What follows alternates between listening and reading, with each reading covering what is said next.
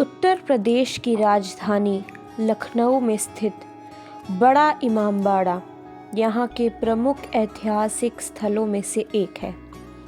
इसका निर्माण 1784 में अवध के नवाब आसफउद्दौला द्वारा कराया गया था ताकि लोगों को रोज़गार मिल सके, क्योंकि लखनऊ में अकाल पड़ गया था।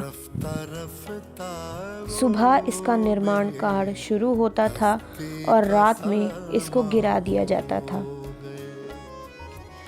ईरानी निर्माण शैली की ये विशाल गुंबदनुमा इमारत देखने और महसूस करने लायक है। इसे इमाम हुसैन की शहादत की याद में बनाया गया है।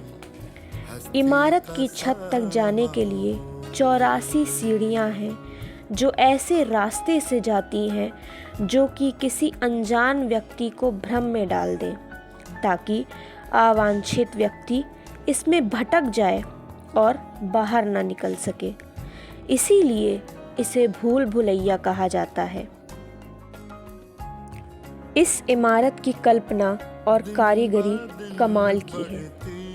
ऐसे झरोके बनाए गए हैं जहां वे मुख्य द्वारों के प्रविष्ट होने वाले हर व्यक्ति पर नज़र रखी जा सकती है, जबकि झरोखे में बैठे व्यक्ति को वो देख नहीं सकता।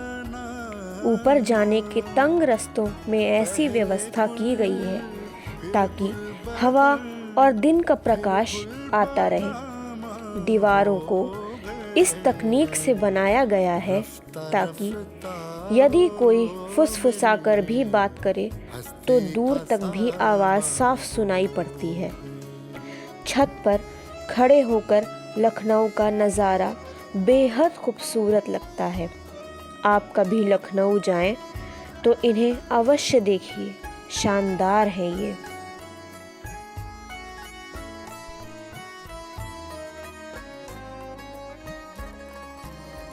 गोमती नदी के किनारे स्थित बड़ा इमामबाड़ा की वास्तुकला ठेठ मुगल शैली को प्रदर्शित करती है, जो पाकिस्तान में लाहौर की बादशाही मस्जिद से काफ़ी मिलती जुलती है और इसे दुनिया की सबसे बड़ी 5वीं मस्जिद भी माना जाता है।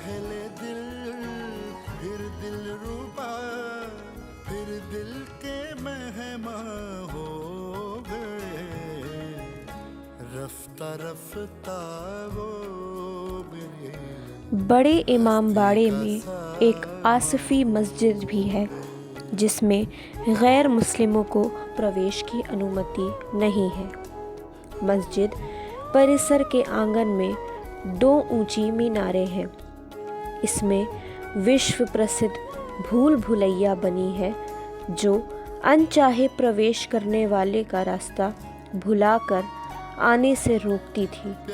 इसका निर्माण नवाब ने राज्य में पड़े दुर्भिक्ष से निपटने हेतु किया था।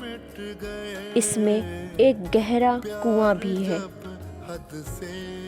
बड़ा इमामबाड़ा को भूल भुलैया के नाम से भी जाना जाता है। अंदर जाने के लिए यहाँ 1000 से भी ज़्यादा छोटे छोटे रास्तों का जाल है। वहीं बाहर निकलने के लिए सिर्फ 2 रास्ते हैं। यहाँ आकर अच्छे से अच्छा पर्यटक भी रास्ता भूल जाता है।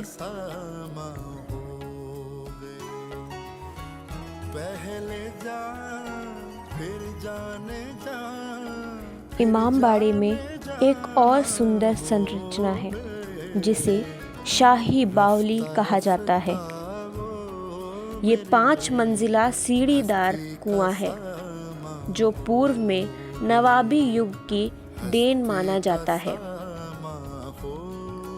ये बावली गोमती नदी से जुड़ी हुई है। पानी के ऊपर सिर्फ 2 मंजिलें ही दिखती हैं। इसकी सबसे रोचक बात यह है कि ये ना तो पूरी तरह से मस्जिद है और ना ही मकबरा। कमरों का निर्माण और दीवारों के उपयोग में सशक्त इस्लामी प्रभाव स्पष्ट रूप से झलकता है। बड़े इमामबाड़े में कुल 3 विशाल कक्ष हैं और इनकी दीवारों के बीच छुपी हुई लंबी लंबी गलियां हैं जो लगभग 20 फीट तक मोटी हैं। बड़ा इमामबाड़ा की छत पर जाने के लिए 84 सीढ़ियां हैं जो ऐसे रास्तों से होकर जाती हैं जो किसी भी अनजान व्यक्ति को भ्रम में डाल दें। इसीलिए इसे भूल भुलैया कहा जाता है। इस भवन के झरोके से आप इसमें प्रवेश करने वाले व्यक्ति को देख सकते हैं, जबकि वह आपको बिल्कुल भी देख नहीं सकता। कहा जाता है कि ऐसा झरोका किसी भी भवन में आज तक उपलब्ध नहीं है। भूल भुलैया की बालकनी पूरे विश्व में प्रसिद्ध है। इसका प्रमुख कारण ये है कि इस बालकनी में अगर आप माचिस की तीली भी जलाएंगे तो बालकनी के दूसरे कोने तक आसानी से उसकी आवाज़ सुनाई पड़ती है। भूल भुलैया के कुछ रास्ते तो इतने खतरनाक थे कि लोग इसमें फंसकर अपनी जान तक गंवा चुके हैं। मान्यता ये है कि भूल भुलैया भूमिगत सुरंगों से ऐसा जाल है जो इमामबाड़े को दिल्ली, कोलकाता और फैज़ाबाद से जोड़ता है। हालांकि अब लोगों की सुरक्षा को ध्यान में रखकर इन्हें बंद कर दिया गया है। भूल भुलैया की कई दीवारें ऐसी खोखली बनाई गई हैं कि एक कोने पर खड़े व्यक्ति की आवाज़ दूसरे छोर पर खड़े व्यक्ति को आसानी से सुनाई देती है। इसके बारे में कहा जाता है कि यहाँ की दीवारों के भी कान हैं।